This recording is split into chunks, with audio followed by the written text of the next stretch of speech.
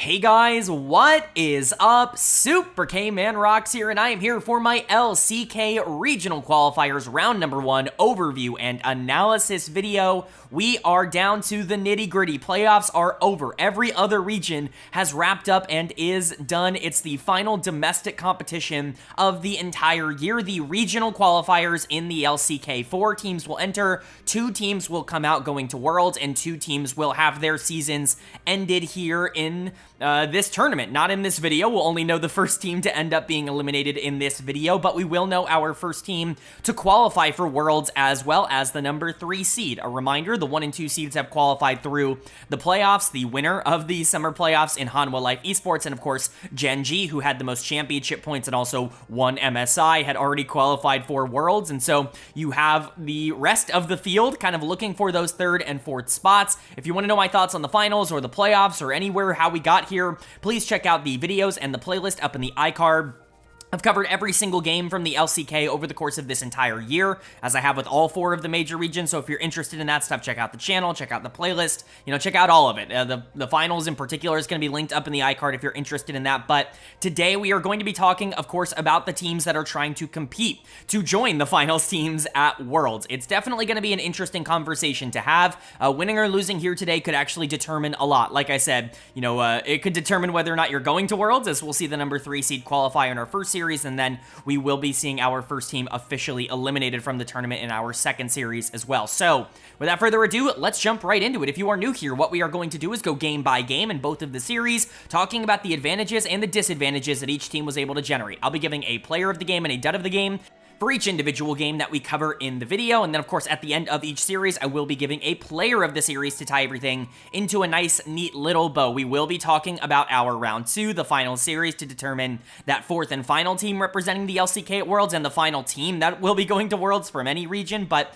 that's going to be saved for the end of the video. Most of today will be spent talking about the series that we got the past 2 days. So without further ado, let's jump right into it. Our first series is the big one. It's the battle for the number 3 seed. It's the 2 best teams in this tournament, at least in terms of expectations going into it. It's the number 3 seeded T1 taking on the number 4 seeded Dplus KIA. These 2 teams just faced off in the playoffs for that 3rd, 4th seed. T1 was able to take that series. A very similar thing happened last split in spring as well, where both of them played in that 3rd, 4th place matchup, with T1 taking it there as well. DK has kind of overperformed, I would say, for a lot of summer, at least in terms of the expectations. I don't think the upside of this team has really changed all that much, and yet their performance over the course of the summer split was significantly better than it was in spring. You were constantly looking at them as a top 3 or 4 team, whereas in spring they had to upset KT Rolster in order to get that spot. I think they're definitely an interesting team to try to analyze because they remind me so much of a team in the LPL in Ninjas in Pajamas that really wasn't able to find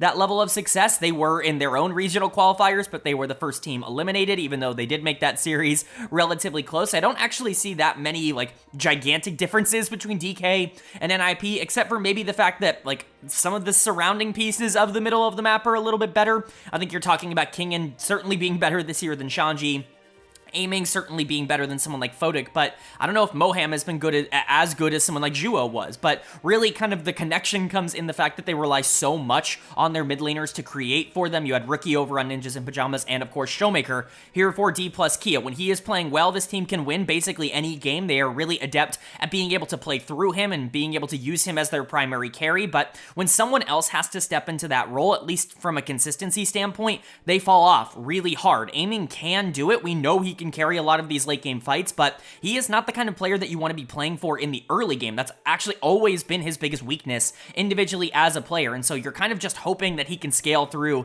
the beginning part of the game, get to the part that he is actually good at, the team fighting stage, and then go from there. Kingen's in a similar boat, I would say. He's not really somebody that you want to play strong side. You don't want to give him a ton of resources in the early game because it's just not really the strength of his game. Typically speaking, he is strong in the 1v1s, he's strong in laning phase, and then a good team fighter. And so that really only leaves one option, especially because Lucid has basically been a Maokai Sejuani 2-trick over the course of this split, and that's to play through Showmaker. And so, if enemy teams can shut down Showmaker, oftentimes that's just kind of the end of the game for DK, and T1 is definitely one of the teams that I think is pretty adept at doing that.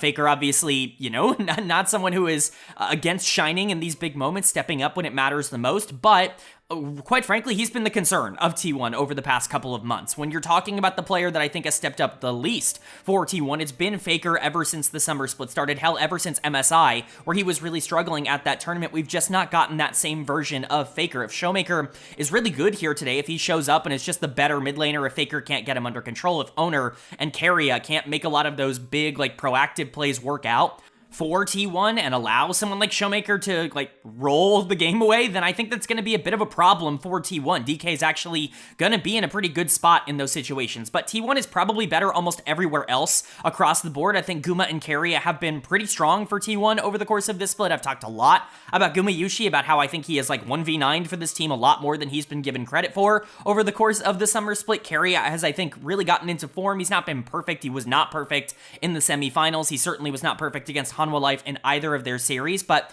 you have to expect that the bot lane for T1 is going to be at least a tad bit more consistent, if only because they're more versatile in the way that they can play the game. They can attack early, and they're very good in the late game as well. You would expect Zeus to be better than Kingen, although that has not been the case for a majority of the year so far, but when you look back on the series that these two played in the playoffs in summer, Zeus was the one who really took over that series, and him being better than Kingen is actually what really allowed T1 to start getting gigantic leads. You have Owner in the jungle, who again should be better than Lucid, but Owner is such a wild card in terms of performances. You can really expect him to both carry and run it down in any given situation. If he's the better jungler, if he feels like he's more mechanically talented than the player that he's playing into, oftentimes those are the matchups that he just is able to really dominate. He's also really good into very explosive matchups, but that's not really all that applicable to series like this because Lucid is a very, like, control-oriented, like, facilitative jungler. He wants to play Maokai, he wants to play Sejuani, and so I think for T1, you're looking to get a lot of advantages elsewhere on the map, not through the middle, which is very weird because Faker is there, but I think generally speaking, the more these games go towards the side lanes, and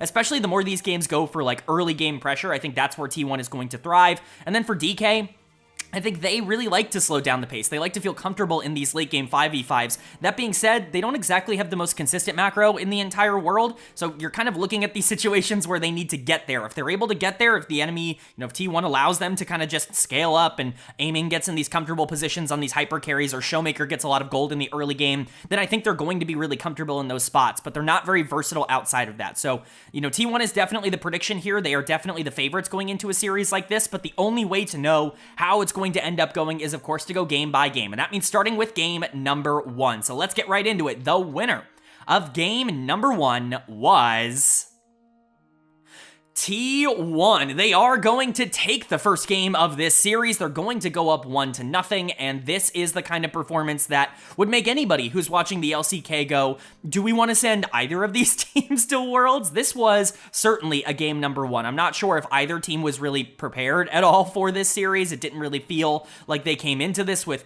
hugely big game plans or ideas of where they wanted to go with a lot of their pressure, because this was one of the sloppiest high-profile games that we have seen all year. Neither of these teams played particularly well, but unfortunately for DK, their flaws, their problem in the macro sense, were significantly bigger than T1's, and they took this lead that they were able to generate in the early game, a lot of the pressure and a lot of the good plays that they were able to make, and they just slowly lost it over and over again over the course of this, giving up every objective basically to Gumayushi and not even to Owner, and then just always being in the wrong place at the wrong time, trading things that you shouldn't trade. This was just a horrible game, quite frankly, from DK, and I really don't think there's any other way to approach this. For T1, I think they're going to be happy that they took the win here, but can you feel good about your performance? You kind of got rolled in the early game, even though you were able to get a lot of gold in side lanes or, at objectives, not necessarily in fights. You were still going into the late game with a huge disadvantage, and typically speaking, against DK, that's kind of a death sentence. They're usually much better in the later half of the game than teams like T1. So I don't think either of these teams are coming out of game 1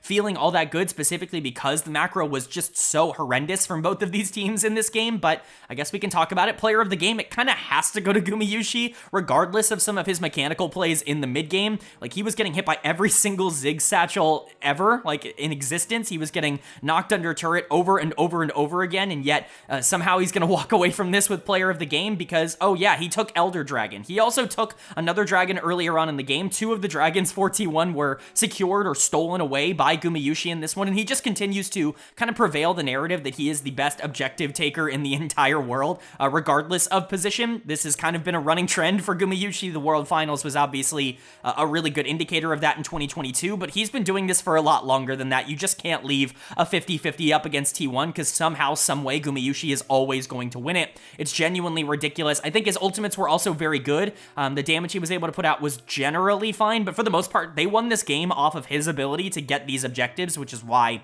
he's getting player of the game. Even if his individual plays in some of these fights, his mechanics, his damage wasn't exactly optimized or perfect. I do want to shout out Owner. I think he was a big catalyst in the back half of this game on the Nocturne.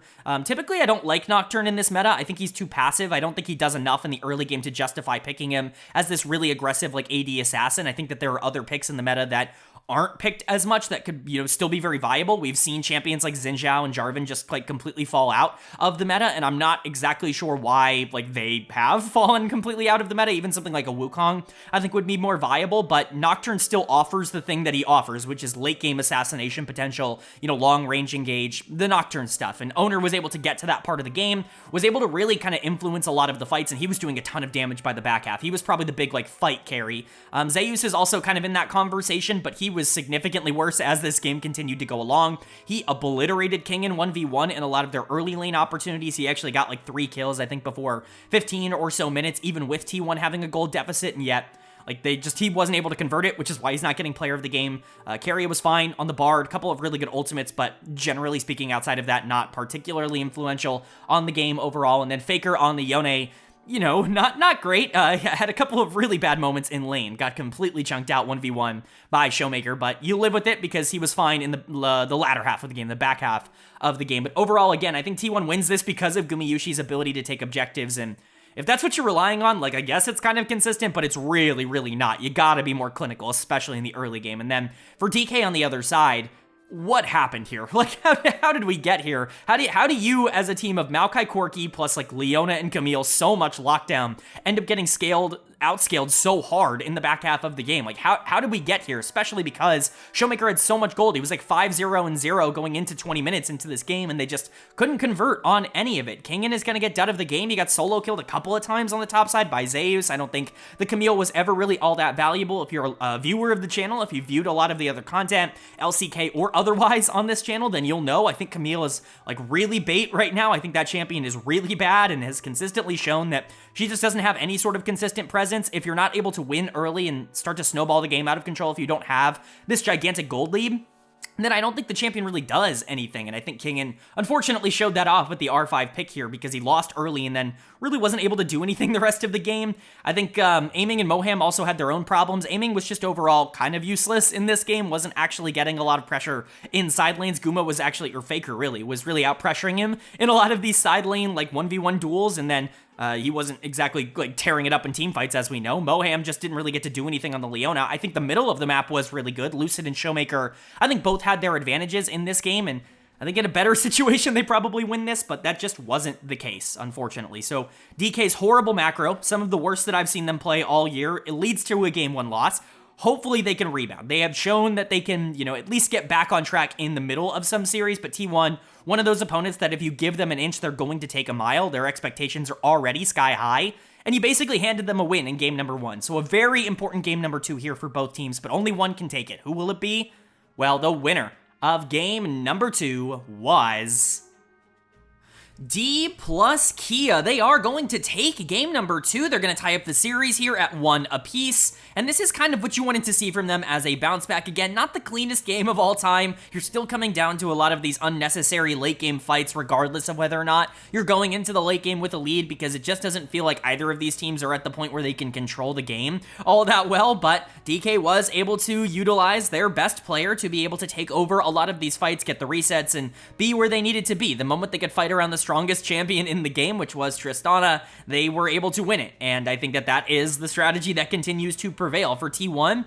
Honestly, they could have won this game. They were in a position where they had gold and they were winning some fights. They just weren't really able to close it out. The moment that they got Baron, honestly, everything kind of went downhill from there. They didn't really play out the rest of the game all that consistently from that point onwards, and they end up losing this. Again, I'm not super enthused by either of these teams and what they've shown, but I do think this was a better game than game number 1 in terms of of a consistency kind of perspective. Like, I don't think game 1 was good at all. I think at least in game 2, DK was able to play around their star player, their actual strong player, in a pretty cohesive and consistent way. And that player is, of course, Showmaker in the mid lane, who is going to get player of the game on the Tristana. This should come as no surprise. He was getting reset after reset. He was the player that they were trying to drive through in a lot of these fights. I certainly don't want to take anything away from the rest of this team. I think their 5v5s were actually really solid throughout the back half of this game. They just made a lot of really bad macro decisions. They were constantly late to objectives, getting caught out in bad situations. You know, the typical DK thing. They've not really been as bad as they are today across this split. It's been very weird to watch because their macro has just been like truly horrendous across the beginning part of this series, but at least Showmaker is able to do a lot. He was really good in game number 1 for the most part, made a pretty critical error down the stretch in game 1 that ended up really costing his team, but you know, he was the strong member in game 1. He is the strong member in game number 2. They are going to win or lose the game through Showmaker. That has been the most consistent thing in the LCK basically the entire year, is that when Showmaker plays well, when he's stepping up, and when they're able to facilitate through him, they're able to win regardless of the game situation. Showmaker is still an elite player, and he continues to show it off here on the Tristana. I think the rest of this team was fine. A couple of great engages down the stretch from Kingen. That final engage where he gets blown up like instantly but catches 3 people out with his Q, or with the second part of his Q. Huge, like actually ginormous in terms of DK being able to win the game in general. He's able to get Zeus and Faker at the same time, which is pretty absurd. Like, it's a great engage by Kingen, and I think he might go underrated for how good he was in some of the fights in the back half of this game. Not exactly the most dominant performance across the entirety of the game, because Zeus was definitely better in the beginning, but you know, when it mattered the most, he stepped up and had some really important engages. I think Moham did a good job of capitalizing on some of those engages, but, you know, Aiming and Lucid, I think, are the other 2 players that you're looking at in a very positive light. The Ivern was very valuable, very influential throughout a lot of this game, just in allowing the Tristana to play as aggressively as she was able to play. Showmaker was not scared. He did not play fearful at all in this game. He was willing to jump in and, you know, risk his life for the cause, and I think that, you know, having an Ivern on the team, I should say, is a big reason for that. And then Aiming was obviously very good on the Ziggs as well. Actually, I thought he played better in this game than he did in game number 1. He actually had a really good understanding of the champion. It feels like he's just constantly in good positions to be able to create a lot of diversions for the enemy team. Like the satchel, you don't usually see it be as influential in a lot of the back half of games as it is here. Like, it was huge in the back half of this one. So credit to DK. I think this was a better game, even if their early game and mid game macro just simply has to be better, because right now it really is not very good. But for T1, honestly, I've just not been impressed by the first 2 games here. I think that they are really off their game at the moment, and specifically, I think it's the players that have been pretty good for this team that are off their game. KIA is going to get dud of the game for me here in game 2. This was a bad Alistair game. I know that people are going to try and point out some of the engages that he made in the mid game that created opportunities for T1 to, you know, set up the Jax or set up the Corki to be able to deal some damage, but when it really mattered, he kind of disappeared. He was really bad in the back half of this game, and again, some of the engages, like in the true pivotal, like final fights, he was way too far forward, way out of position in terms of being able to connect with the rest of his team, or alternatively, he was just getting caught out at the beginning of every single fight. I just don't think this was a particularly good game from KIA, and honestly, that carries back into the end of the playoffs for them, where KIA really was struggling in terms of being able to survive early on in some of these fights. I think you could say similar things about Owner, who was just way too over-aggressive on the Maokai throughout a lot of this game. I think that there were times where he just didn't understand the situation. I don't think Owner is a good Maokai player. I've said that a lot. I think he's a good Sejuani player. It's not like he can't play tanks. I just don't think Maokai is a champion that he particularly excels at, because it doesn't have really any agency in the early game. I think Guma on Sivir is just a wasted pick. I think Sivir is theoretically playable in the right situation, but you're going to need a ridiculous amount of pressure somewhere else on the map, and you're just not getting that with Maokai plus Corki or Jax or anything like that. You're not getting a champion that you can play through early. I don't really like the Sivir pick here. I think that there were better options on the board, even with things like Jhin, MF, Ashe all gone. There are other options. I would even like a more aggressive pick like Anila here a little bit more. I do think you would have to obviously change around some of the rest of this draft, but I just don't think Sivir is all that good at the current moment. Maybe you wanted to answer the Ziggs, but it just didn't feel like it ended up working out. Zeus was the star player here for T1, ends up actively creating a lot of pressure on the map, and does do rather well in some of these fights, but Jax 1v5 can only do so much, right? Like, you're going to need some support from somebody else on this team, and he just didn't get it. The macro for both of these teams was horrendous. As bad as it was for DK, it was just as bad for T1. And so now, with it being tied up at 1 apiece, we have to start seeing some level of consistency from one of these 2 teams. You have to imagine that they're going to get it together at some point in this series, and that's when it starts to become a lot lot more interesting. But game 3, as you guys know, when tied up at 1 apiece, in my opinion, becomes the most important game of the series to establish that pressure and to make sure you don't have to win both of the final 2 games. So a big game here for both of these teams, but only one can win it. Who will it be? Well, the winner of game number 3 was T1. They are going to take game number 3. They're going to go back up in this series 2-1, and they are now officially 1 game away from qualifying for the World Championships. They are right on the precipice. All they have to do is finish it off. I would argue that this was by far the best game that either of these teams have played over the course of this series so far. T1 was really good here in game 3. I think they did a lot of things really positively. You had a couple of really big performances, and mechanically speaking, honestly, they were great in this game. They still are a little bit slow in terms of the decisions that they're making. I would love to see this team just be more decisive and be more willing to just take risks in the mid game when they have such a gigantic gold lead, but, you know, slow and steady, that's kind of always been the T1 style, so you can't be too surprised. For DK, I think it was fine. Like, this is just one of those games where you got outplayed. I don't think they individually made nearly as many mistakes as they were maybe making in the first couple of games, especially game number 1, but you still probably should have been a little bit closer in this game. If you are, you know, hoping to beat T1, you have to be able to go up against them when they are actually playing well. So far, we've really only seen DK be able to contest T1 when T1 is making a ton of mistakes, and that just wasn't happening in this game, and so they ended up falling without really any sort of pressure on the map, which is never really ideal. The player of the game for me is pretty obviously going to go to Zeus in the top lane. Didn't have to think about this one all that much, although there were some other contenders. I think Gumayushi, obviously a pretty good one for just the pure amount of damage he was doing throughout this game. I think this was the best, like, AD carry performance that we've seen in this series so far. Guma, obviously, very good in game 1 because of the objective steals, but a really, really good, like, team fighting game here from the MF. Those bullet times were set up very well, and that's where you have to give credit to players like Owner and KT, but this was an awesome game from Faker as well. We will get into that in just a second, but Zeus was a pretty obvious choice here. He was just able to obliterate everybody that he fought with throughout the entirety of this game. Those ultimates were gigantic. He was so aggressive in trying to kind of divide the backline. This is what I call the Aatrox role on the team, where your job is not necessarily to obliterate the backline, but it's to separate the backline from the front line. It's to create these, you know, split fight situations where your team can take advantage of the front line. You can pressure the backline enough to where you're giving them that opportunity and that time to take down threats like the Cassante and like the Maokai, and then, you know, once they go down, you're still actively pressuring things like the Corki, and then the rest of your team can join you. Again, that's kind of the Aatrox role. It's what he, as a champion, has been really kind of notorious for. Over the past 3 or 4 years, I think Zeus functionally operated very well in that role here on the Rumble. So really good stuff from him. His laning phases continue to be awesome. His 1v1 ability is just kind of the best in the league, and it's really nice to see that as much as he struggled in the regular season, you can always kind of count on him to get his form back in at least the domestic playoffs. Not always internationally, but definitely in the LCK playoffs. He has been a threat basically every single year that he has been in the league. I do want to shout out, like I said, Faker, though, because this was a mechanical masterclass from Faker on the Yone, multiple times surviving in situations that really you can't survive from if you're Yone. It's not really all that acceptable, or at the very least trading back 1-for-1. Just some really good plays. His scoreline doesn't necessarily indicate how important to this game he was. He was definitely in contention for player of the game for me. I do wish he was doing a tad bit more damage over the back half of this game because a lot of his damage came at the start, but overall, like, this was a much better game for Faker. I think this is what we wanted to see in game number 1 when we were talking about, oh, you know, Faker's up 200, you know, gold against, you know, Corki playing as Yone. That's just not particularly acceptable. You have to be further ahead than that in that matchup, and he was in this game. This was much better from him. Guma and KT, I thought, were, again, really solid. Guma was awesome in these fights. The bullet times were great. KT had some really good setup. Owner was there as well, but, you know, just a pretty solid game from T1. This was easily their most clean and convincing of the entire series. And then for DK on the other side, Maokai Corki is not working. Like, at some point, teams are going to have to start adjusting. It wasn't working in the LCK playoffs. It's not really working in a lot of the other region playoffs right now.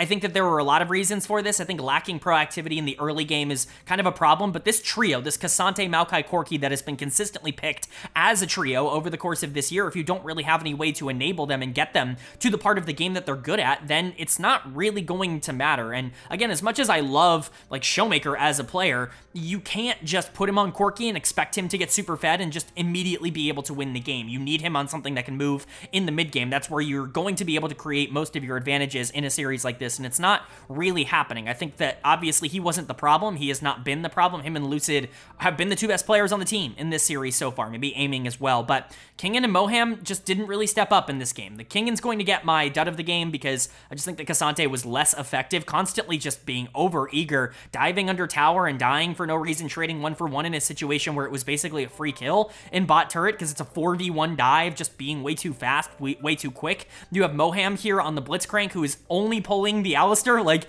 just cannot seem to land a hook on a priority target to save his life. Like there's just a lot of small mistakes that end up really costing DK, and I think the fortunate thing for them is that it's not macro oriented in this game. It's more so just micro decisions and just general misplays that end up costing them, and that is more fixable. We have seen DK excel in that particular position in the past, but they're going to have to do it right now. They are on the verge of elimination. Now, it's elimination from this series and not from the tournament. If they lose this, they will obviously go on to try to fight for the number 4 seed, but DK wants to get this over and done with. They want to be at Worlds. This is a team with Worlds expectations, and they want to be able to keep this series alive in game number 4, but T1 obviously have more than just getting to Worlds expectations. This is a team that expects to win Worlds every single year, and they are one game away now from qualifying as the number 3 seed, which would obviously be ideal for them. So, is T1 going to be able to close out this series? Are they going to be able to take it 3-1 and continue to prove their dominance over DK, prove that they are the number 3 team in the LCK, or is DK going to win this game 4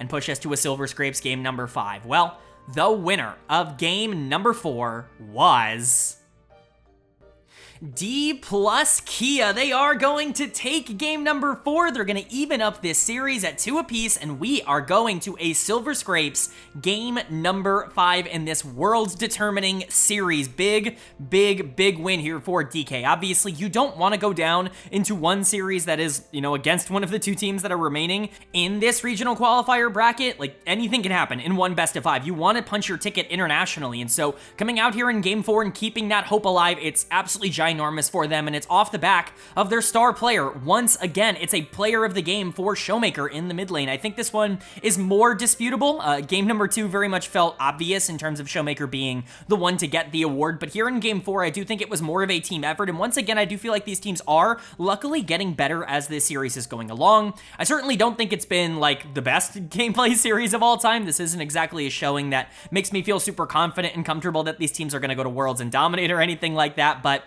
I do think that they are getting more comfortable with playing around the mid game and specifically just not running into egregious mistakes and not making horrible decisions throughout the game. T1 was still very slow to a lot of their rotations. I think their draft is very counterable with things like Maokai. I think this is one of the few games where Maokai is just like an insta win because he can build full MR and just not really take any damage from anyone besides the MF throughout the game, but T1 still had plenty of opportunities and they just really weren't able to get in. DK was better and Showmaker was kind of the driving force for why it was so easy, at least in terms of the damage. Maybe I'm overhyping him, maybe I'm talking too much about how integral he is to this team overall, but it's just hard not to watch DK games and immediately be like, they're winning because of Showmaker. It's just a very easy takeaway to have in terms of the pressure on the map. The fact that he is able to follow up and capitalize on basically anything that anyone creates on this team over the course of the game, it's the reason that they're able to win. So credit to Showmaker, he continues to put his carry pants on. Tristana has felt like a very strong pick in this series so far. And then Lucid is the other player I really want to give a big shout out to. Again, we talked about it, but Maokai was incredibly strong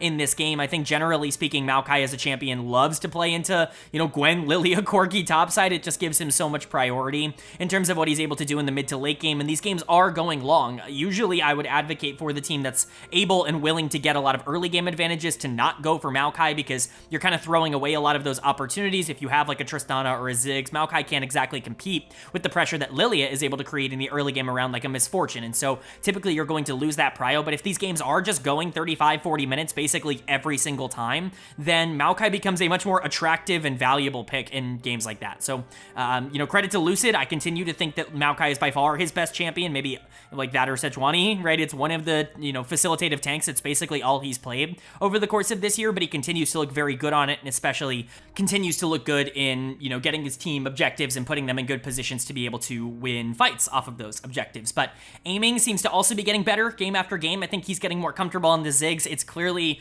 a scouting report priority for DK in a series like this. It has obliterated T1 throughout the playoffs. They've really had no answer to it in the last couple of months, and DK clearly did their homework on that. Aiming looked a little bit up and down on the champion, at least at the start of the series, but I think especially in the last couple of games, he's looked a lot more comfortable. He's been able to catch out, low mobility targets like Gumayushi pretty consistently with satchels, and has overall just been in really good spots. I think his damage output has been really good. His early games have gotten better. I think aiming is just getting more comfortable with the Ziggs the more he's playing, and if Lucid, Showmaker, and aiming are all stepping up and playing well, then I think that's all you really need. We talked about that a bit in game 3. I think that they were all actually pretty good. In game number 3, it was Kingin and Moham that weren't exactly perfect. I think that it's still kind of the case. Moham was much better here in game 4. I certainly don't want to put him in that same category, but Kingin continues to just be a little up and down. I need to see him step up. He is the kind of player that has to continue his good run of form that he was having in the regular season. If he's not able to do that, that's a pretty big problem for DK. A lot of the pressure they were able to generate in the regular season, especially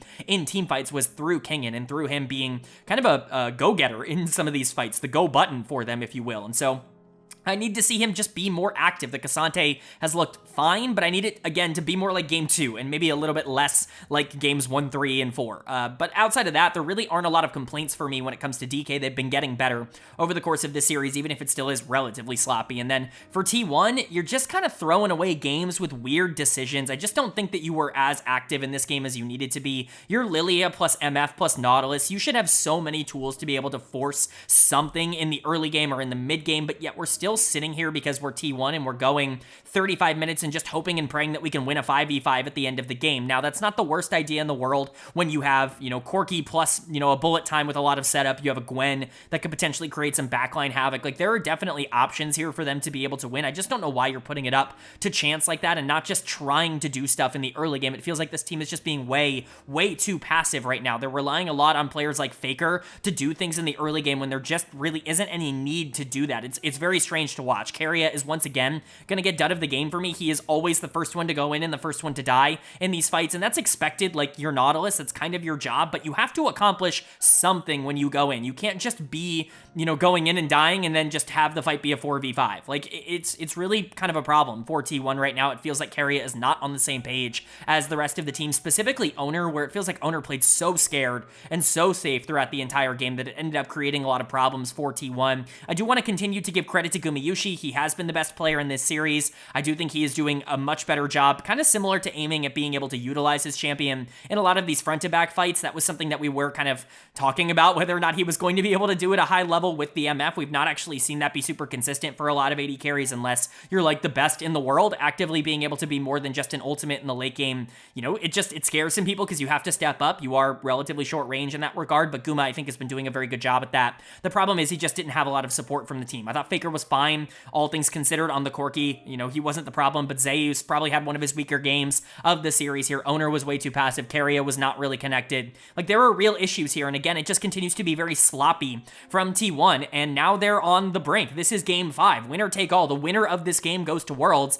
and the loser has to fight for their life in one final best of 5. It's certainly not the situation that either of these teams want to be in, but only one team can take it. Only one team can be the number 3 seed. Who will it be? Well, the winner of game number 5 was Dplus KIA. They are going to take game number 5. They are going to take this series 3-2, and they will be heading to Worlds as the number 3 seed from the LCK. This is crazy. Not the outcome I was expecting at all. T1 were pretty big favorites for me coming into this series. This is definitely an upset, not only because DK just beating T1 is already a bit shocking, like in terms of what we've seen this year, but because DK beating T1 historically is just not something that happens. Like, this DK team has not been particularly successful against T1 very famously over the past couple of years, and so for them to get over that leap, to get over that hump here in a pretty pivotal moment to qualify for the World Championships in a game number 5 is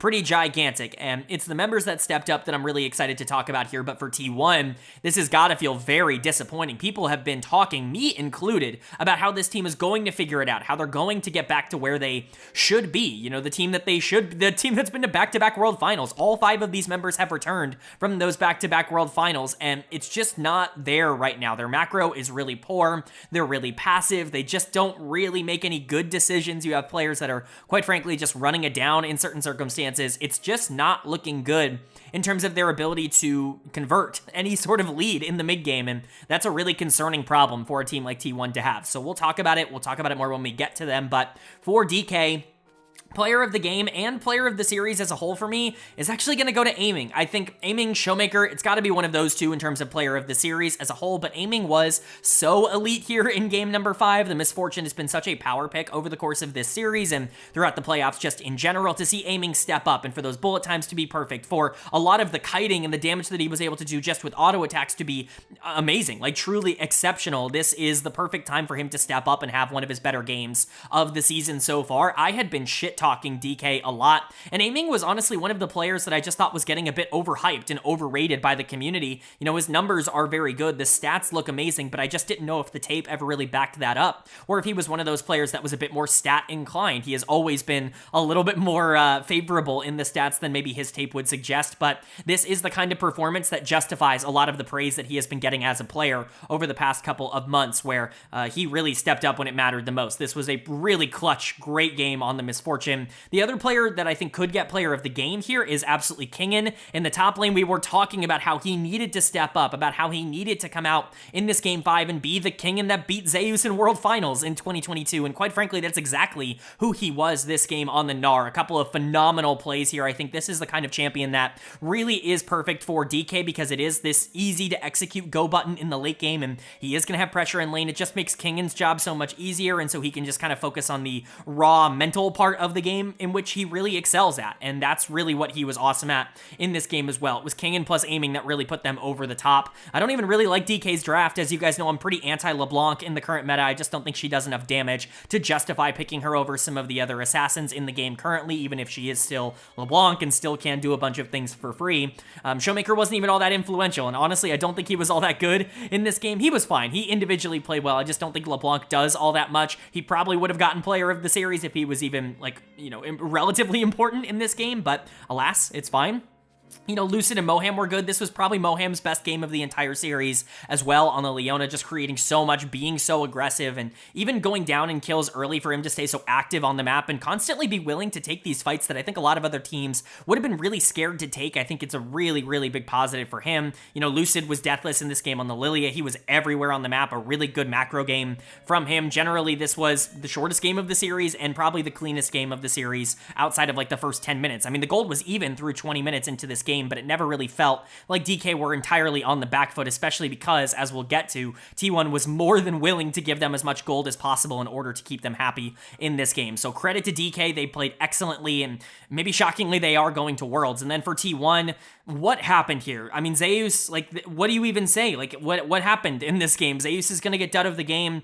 I mean, just being so aggressive, so pointlessly aggressive, diving in 1v4 against DK to try and interrupt Misfortune ult, and instead just taking the entirety of the bullet time and just dying, giving over free kills, being disconnected from the rest of the team. It felt like he had a completely different idea of how to play this game than everybody else. They had this lead in the early game, and yet it was just small incremental gold advantages going over to DK in the mid game, mostly through Zeus just running it down, that they were able to get back into this game and then just win the 5v5s in the back half. I just don't know what happened. Zeus in pivotal game 5s, like, I'm sorry, it's just really not it. It's not the kind of trend that I think is like entirely consistent, because I do think you're always going to have performances that are, you know, good or bad. Like, I don't think that's the kind of thing that you can judge a player off of, but being bad in game 5s is a little bit more consistent than maybe just like, oh, this guy chokes in big series, right? Like, that's something that is all mental, and that can be fixed or erased, or, you know, can go away with time. Being bad at game 5s is usually an indicator that long series are kind of a problem, especially when all of these games went 35, 40 minutes.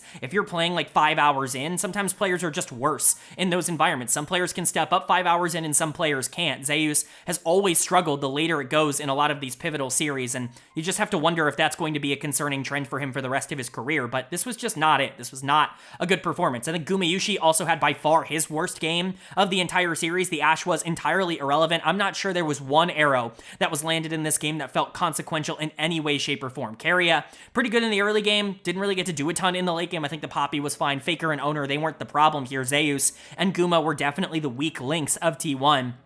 And they're the reason they lost this series, and it's okay. Like, T1's not done or anything yet. Like, Guma was fine throughout the rest of these games. Zeus was pretty good throughout the rest of these games. Like, they weren't the problem in their losses outside of game number 5, but when is T1 going to figure it out? The macro was super sloppy this game. The execution mechanically was very sloppy. They were just straight up losing 5v5s at neutral gold against DK, who's not exactly considered the most mechanically talented team across the board. There is like a real concern that T1 is just a fine team. And even if they do make Worlds, this is kind of a showcase that should we even really be expecting all that much out of them if they do go as the number 4 seed? It's certainly a bit concerning, but they're going to have one more series to potentially not only get themselves to Worlds, but to, kind of change the perception and the reputation of them going into that tournament. But for DK, again, congratulations. This team is going to be going to the 2024 World Championships. They've earned it. Like, they have overperformed throughout all of summer and gotten themselves here on merit, and they put themselves in this position by, winning in the first round twice. Even KT wasn't able to win a playoff series this entire split, so, DK definitely deserves to be going. I think people are shocked that it says the number 3 seed. I really don't know how they're going to do it that tournament. They're still very sloppy in terms of their own execution, but at the very least, I think them making the tournament is exactly what they could have hoped for, and hopefully a lot of the development and a lot of the positives that they've made with players like Aiming and Moham and Lucid and King and really developing around Showmaker can really take full form once they get to Worlds. But then moving on now to our second series of the video, and this one has even more dire stakes on the line because one of these teams will have their year ended after this series. The winner will go on to face T1, as we just saw, for a chance to get that number 4 seed, but it is do or die for both of these teams. It's the number 5 seeded KT Rolster taking on the number 6 seeded FearX. And, I'd love to try and build up this series as two equal opponents trying to go head to head, but there is a clear favorite coming into this series, and that is KT Rolster. It has very much felt like a big 5 in the LCK over the course of this year. It's very much felt like if you are not one of the teams that has built one of these like pseudo super rosters in the LCK, it's just going to be nearly impossible for you to be able to compete, and that is unfortunately the lens that I think a lot of people are viewing FearX through right now. They didn't exactly show anything different in the playoffs where they got absolutely obliterated by Dplus KIA. Obviously that's aged pretty well after the previous series, but KT on paper is just kind of better everywhere in every single role, especially because I do think some of their players have started to step up from some of the performances that they were showing at the beginning of the year. You look at players that have been, pretty good at the beginning of the year that maybe aren't quite as consistent right now. Players like Pioshik and Deft, who I thought were excellent in the spring split. They've certainly had their ups and downs so far in the summer split. Then you have players who were really questionable in spring that I think have been really good overall in summer. Most specifically, I think that's going to apply to BDD, who has definitely started stepping up his game over the past couple of weeks. He was really inconsistent throughout most of this year, but I would say the last month or so, month and a half of his game has actually been the best he has looked all year by far. Really important to get him back into form. He is so integral towards this team's success, but as we always talk about with KTRX, Pioshik, Deft, and Beryl are the core. They are going to dictate the tempo and whether or not this team can win or lose. We've seen this team beat Gen G twice over the course of this year, and yet we've also seen them lose to Bro. Anything can happen in a series like this. They have lost to teams that are significantly worse and less coordinated than FearX, and so it's really going to be about which version of KT shows up here today. If you're getting good versions of players like Pioshik and Beryl, then I think they're probably going to be just fine. On paper, they should be the better of these two teams, and if they are in good form, then I can imagine a world in which this isn't a particularly close series, but you never really know with KT Rolster, and that's what makes their series so exciting so many times. And, for FearX, they aren't this, immediate pushover type of team. I do think that they are very cohesive as a unit. They play off of each other very well. I think they've been getting better over the course of this year. When you look at some of their, new players that have come on either midway through the year or just generally, weren't exactly considered stars when they joined the team, you look at someone like Duro, who I've been very impressed with in the support position. I think he's come in and really reinvigorated FearX. He's become their best player, in my opinion. You have someone like Raptor, who is so influential in whether or not this team wins or loses, both for good and for bad. He'll have these games where he just completely pops off and runs the game and looks great after a really solid early game because he is very aggressive, but On the flip side of that, he'll have games that he instantly loses for his team, and sometimes it can be difficult to try to plan around that or to kind of get any sort of expectation, because kind of similarly to Pioshik on the other side of this, depending on the day, he could be the scariest opposition that you could possibly face. You have players in Closer and Henna that I think might be having the most consistent splits of their entire career, players that I've actually really criticized in the past. Closer's kind of been a person on the channel that I've been very critical of in the past. Henna, certainly not somebody that I've been dying on the hill for either. Both of them, I think, have had maybe their most consistent split ever here in summer. And then Clear in the top lane, who is very mechanically talented, had some really incredible games, but again, very similar to what we've been talking about. It's just very inconsistent. It's very fun to talk about this matchup because you have two teams that functionally could be very different depending on who shows up on any given day. I think at their best, if both teams are playing at their best, KT should be very heavily favored, but you know, there is a world in which KT is having an off day and FearX is having a good day, and in that situation, FearX is probably the better team, and so I don't think it's a given. I just think KT are big favorites coming into a series like this. But the only way to know how things are going to turn out is, of course, to go game by game, and that means starting with game one. So let's get into it. The winner of game number one was KT Rolster. They are going to take game number one. They are going to go up 1-0 in this series, and one of the things that I really want to shout out, especially coming off of that previous like Dplus KIA and T1 series, is this was a really good game one from both teams. I think both teams ended up playing really well. I like both drafts. I like the execution from both of these teams coming off of a series in which, you know, DK and T1 are two scary teams on paper, and they just were very sloppy in terms of gameplay. These are two teams with clear flaws on paper that I think both are really showing up here today. Unfortunately, like I talked about in my preview, KT, when they are playing well, is just kind of better than FearX when they are playing well, and so you end in this situation where even with FearX doing a lot of things right on the map, having a lot of great mechanical outplays, Henna having a really good game on the Seraphine, Clear being very aggressive, Duro having a pretty good game here on the Poppy, it's just not enough to be able to get over the hurdle, the hump that is KT Rolster, who are just a little bit more clinical in terms of the execution in the back half of the game. It was the carry duo that was up for player of the game for me. I ended up landing on giving it to Deft in the bot lane. Those Ziggs bombs, I mean, truly the ultimate at the end of the game that hits 4, it instantly wins them the fight in a situation where they basically had to dominate that fight. If they weren't able to just win it instantly, this final fight of the game that I'm talking about here, I actually think it becomes a lot more dicey. Like, by that point, FearX had really started to crumble in terms of the 5v5s, but, like, anything can really happen. The gold lead wasn't large enough at that point that it was insurmountable, and FearX actually had quite a bit of map pressure, and so Deft and BDD being so good in that final fight, it was so integral, and Deft to me was just the most relevant and most influential player in that fight. He also had a really good early game, I think generally just poking out the Seraphine, doing what Ziggs is supposed to be doing. They were able to get a lot of objectives around the map because he was really good in a lot of these early game skirmishes, and so I really have no flaws to give Deft. If he's going to step up and be this good here today, that's going to be a big game-defining moment here for KT, but BDD is also a player that cannot go understated for how good he was here in game number one. We've been talking about how he's getting back into form, about how he's playing better right now than he has basically all year long. I think that very much still applies.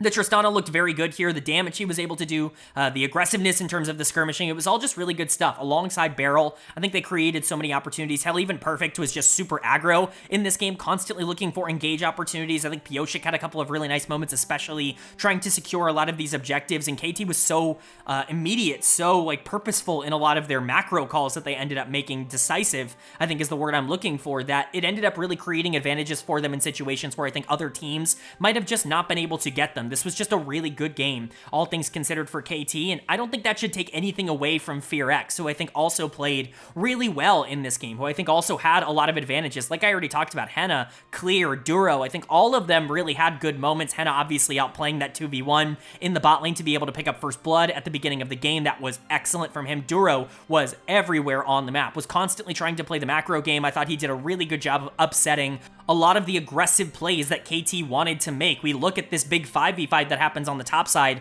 like near the start of the game, that ends up opening things wide open for KT Rolster, and the reason that that fight was so close and took so long is because Duro makes it so difficult for KT to actually do anything here on the Poppy. I think Clear had a pretty good game on the Cassante. Maybe he could have been a tad bit more like aggressive and decisive in the same way that Jax was in the back half of this game, but I don't really blame him. I think that there were moments where it looked good, but unfortunately I have to give dud of the game to someone, and it's going to go to Raptor. Really didn't feel like the Maokai accomplished enough in this game to justify the pick. I think generally speaking, when you think of Maokai, you think of being able to get objectives over and over again, and they were able to get Infernal Soul. They actually were sitting in an okay position in the mid part here because Raptor was focusing so much on the dragons, but especially as this game went further and further along, that's when Maokai is supposed to thrive. This was a 44-minute game. This is kind of the circumstance in which Maokai, Corki, like Cassante, that trio was supposed to be incredibly effective, and Raptor felt like he got weaker and weaker as this game went further along into the 5v5s, was just getting blown up by the Tristana, was not really made effective all that much by the Sedge, and the Jax being able to just zone him out of a lot of these situations. It just didn't really feel like the Maokai contributed all that much. I think Closer also needed to be a bit more decisive, a bit more aggressive in terms of his damage. I understand why there are so many threats that can catch you out, and you were basically starting every single fight at half health, but at the end of the day, like the Corki and the Maokai not really being a factor, I think was a bit of a problem for FearX the longer this game went on. But again, I don't want to criticize them. I actually think they played pretty well here, and they made good calls. They just couldn't hold on to a lead because KT was slightly better. If KT starts to be a bit more inconsistent, and you're getting this version of FearX, there is a real world in which they can win this entire series, let alone game number 2 here. So they're going to want to tie this up. They're going to want to send this to a tied game number 3, but KT, I'm sure, you know, if they're locked in, they want to get this over and done with. They want a date with T1, their Telecom War rival, and they're going to have a chance to play for it here. If they can get that 2-0 lead, that's going to be a pretty dominant way to start this series. So, is it going to be tied up, or is KT going to get that big 2-0 series lead? Well, the winner of game number 2 was KT Rolster. They are going to take game number 2. They're going to go up in this series 2-0, and they have taken full control of their own destiny. We were asking whether or not KT was going to show up here today, or whether the good version of KT was going to show up, or the bad version, because you just never really know with this team, and I think lucky for KT fans, it very much is the good version. This team was amazing in this game. Again, even with FearX, I think being interesting in the early game, actively trying to play around Ziggs and trying to get Corki as much gold as possible, trying to utilize the pressure that Skarner is able to generate in the jungle. I think that there are positives to take away from FearX's performance, but unfortunately for them, they're just not on the same level as KT Rolster right now. Like from a talent perspective, when KT's roster is working, when they are really in the zone, they are just one of the scariest teams in the world. It really is that simple, and they were once again in this game number 2. Player of the game is once again going to go to Deft in the bot lane, this one even more confidently than the last. I will continuously die on this hill. I know that, you know, the LoL community is never going to catch up, and at this point, there's only so much that I can say, but guys, Jin's really good. This is a really good champion that can do so much throughout the game if you are able to get him resources in the early game. If you're actually able to play through him, he can be your number 1 option on a comp. Like, you can put him with something like, you know, a Yone or an Azir or something like that in the mid lane and actually have enough damage, contrary to, I think, what a lot of people believe of Jin at the current moment. This guy actually can melt you if you are good at him and if you can land your shots, and if you land Ws, like, you're CCing people for yourself to just completely blow up. It's really like a really difficult, I guess, style to pull off, because a lot of it relies on your teammates to get you in good positions. But when, you know, Jin is in good spots, he's one of the scariest champions to face in the entire game. And I continuously see everybody online talking about how Jin just doesn't have the firepower to compete with these other AD carries. And I think when you're like, okay, well, who are the other big, you know, bot laners right now? Well, it's Ziggs and it's Ashe and it's Misfortune. Okay, no, Jin can do just as much damage as any of those champions. Like, I feel very confident in saying that. So I don't know. Like, Jin continues to be awesome. Deft is so good at Jin. It was actually a masterclass in this one. It was banned in game 1. I imagine it will be banned once again here in game number 3. There's just no way after this performance you let it through for a second game in a row. You want to give a big shout out to basically everybody else. I thought Perfect had a great game here on the Cassante. Talk about a maniac game. This is kind of similar to the game that Zeus had in game 5 on the Cassante, where he was just constantly going in, like testing the limits of the champion, except Perfect was able to get away with it because he understood, I think, the situation just a tad bit more, whereas Zeus was going in situations where they had enough damage to burst him down. Perfect exactly knew the limits of what this champion could and couldn't accomplish, and so he was able to get away with a lot throughout this game. Then you've got someone like BDD, who I thought had a really good game on the Yone, Pioshik very good on the Lilia, Beryl had a great game here on the Rel, got caught out a couple of times maybe when he shouldn't have, but overall, like, KT just is on fire right now. This is one of the best performances we've seen them have in recent memory, especially because best of fives really have not gone their way over the course of this year. They've only played played 2 and they've lost them both.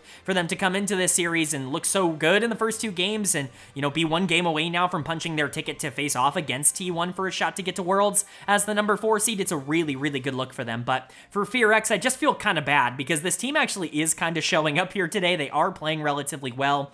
It just doesn't feel like they have all that much of a shot against a team like KT Rolster. It feels like they are just a little bit outclassed, and the scorelines might paint this tale that they were awful in this game, but that's really not the case. They really weren't bad at all. It's just unfortunate. I think if you are going to point to one player that definitely could have played better, Clear is going to get done of the game for me in the top lane. This was not a good performance from Clear. This was a 4v5 for FearX, even with Skarner having his own troubles and the Alistair never really finding any sort of good engages. Not having a Gnar in this game is like really tragic. It's kind of a huge problem for FearX, and this one is just not being able to play through that engage threat on the top side of the map, not really being able to utilize Gnar in any sort of meaningful way because he was just so behind in gold the entirety of the game. Like, I genuinely mean it, this was a 4v5. Part of that is Clear playing really poor at the beginning of this game, but part of it is just the natural flow of what happens with the champion like Gnar when, you know, things start to spiral out of control for the enemy team. Clear needed to be better, but, you know, it's just a tough situation to be in. I think Raptor also became entirely irrelevant as this game continued to go along. The Skarner was not able to maintain any sort of like mobility throughout this game at finding flank angles. Pioshik was way more active on the Lilia at being able to kind of press the go button, flashing over walls to get 3-man queues, like following up on barrels, engages, like all the stuff that Pioshik was able to do in the back half. He was just way more valuable than someone like Raptor was on the Skarner. You know, Duro I didn't think had a great game here, but it could have been worse. Like, Henna continues to actually be playing pretty well. Closer I think has been fine. This is honestly kind of looking exactly how FearX looked in a lot of their losses throughout the split, where it doesn't ever feel like they're so ridiculously outclassed that they can't compete. It more so just feels like they have such a small barrier, that they just can't break through, right? They're just not talented enough to be able to get on the same level as a team like KT Rolster, and it's really holding them back. They're now 1 game away from having their season ended. It wouldn't be any sort of gigantic upset to see them go down in a 3-0 sweep, but I think with the way that they've played and, you know, at least kind of the expectation that maybe they had going into this series, I'm sure they would love to at the very least win 1 game in this series, and they're going to have their opportunity here in Game 3, but KT 1 game away from clean sweeping FearX out of the regional qualifiers, getting their telecom war against T1 for a shot at Worlds. You know, the story kind of writes itself. They definitely want to win this game number 3, but we'll see if FearX can keep it alive for 1 more or if KT is going to shut it down. We'll find out right now because the winner of game number 3 was KT Rolster. They are going to take game number 3. They are going to take this series in a clean 3-0 sweep, and they will officially be moving on to take on T1 for the 4th and final Worlds spot for the LCK. What a series from KT. I mean, this was just awesome from them. They played unbelievably well throughout all 3 of these games. I think everybody really stepped up. It was all 5 members that I think played really well here today, and that's the most impressive part for KT. If they're able to carry this form at all into their series the next day, essentially, against T1, then that's gonna be a big problem for T1, because if KT plays like this, like, the way KT played in this series was way better than how T1 played against DK, and so there actually is a world in which this becomes a bit of a problem for T1, and that's not because they're bad, it's because KT actually is really good when they're able to play well. We've seen it before, but this was just such a clean series. This wasn't them just like ego checking and skill checking FearX at the door. This was them actively making good plays over and over again and genuinely getting advantages and capitalizing on FearX's mistakes. It was just a really, really good series, all things considered, for KT. I do feel bad for FearX. I'm going to continue to believe that they played pretty well in this series. I know this game kind of felt like a blowout, never really felt like it was out of KT's hands, but FearX wasn't exactly like running it down. They played well, generally speaking. Closer had a really good game on the Corki, even though that champion's like 0-10 in its last 10 games here in the LCK. Like, Closer was still very effective in this game on it. I thought Henna had a really good series. It just didn't end up mattering. KT was just better, unfortunately, in these games, and that was enough to separate them. Player of the game here in Game 3 is going to go to BDD in the mid lane on the Yone. Awesome Yone game. I mean, he was completely able to take over a lot of these mid-game fights, and just his aggression level, his willingness to try to fight all the time, even when he's going into a fight at half health or getting chunked out super early by the Ziggs or by the Corki or something, right? He's still always willing to try to make a play for the the team, even if it sometimes means at the cost of his own life. It's just a really, really good game here on Yone. This is basically the mentality example for how to execute Yone at a super high level. Really, really good stuff from BDD. And again, if he's going to continue to step up and play closer to what he was at the end of the regular season, that's really scary. Like, that's straight up better than Faker. Like, not at Faker's prime, but like the Faker that we've been getting over the past couple of weeks, like BDD has straight up been better by a lot, I would argue. And so this is a bit of an interesting little tidbit. Again, this was a great series from him, even with Closer actually playing relatively well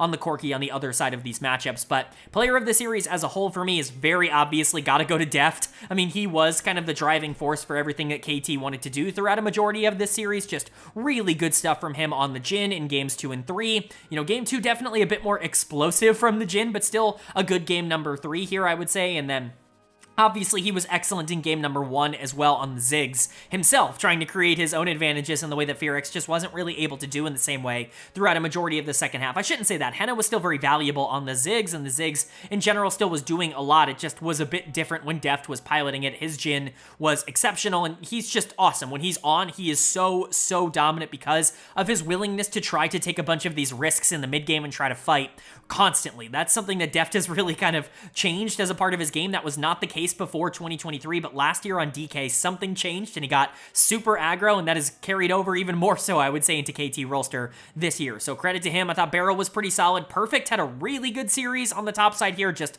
completely gapped clear. Anybody who's followed the channel knows I'm a really big fan of Perfect and his game. I think that he's a lot better and a lot more valuable to this team than people give him credit for at the current moment. He is one of the more valuable top laners in the LCK, and I think people are really starting to wake up to that. Pioshik was really good on the Lilia in the back half of this series. It was just kind of a team effort, I would say, from KT overall. Really not a lot of notes for me to give. Everything that you could have wanted to see out of this team, you got. Now they're moving on to take on T1, but unfortunately, this is going to be the end of the year for FearX. And honestly, this is a pretty good outcome, I would say, for the year as a whole. I don't think I expected them to be a top 6 team really at any point before like the last couple weeks of summer. Like, they certainly didn't feel like they were going to be that in spring. They make a couple of roster changes. Execute ends up getting benched for Duro, and that ends up being a really big upgrade. You know, Raptor comes in and is basically like what Willer was. I know people are still frustrated that Willer isn't starting for this team, but Raptor and Willer are basically like parallel players. They play very similarly, and so I understand why they would end up making the decision if they wanted to see what they had in a player like Raptor. But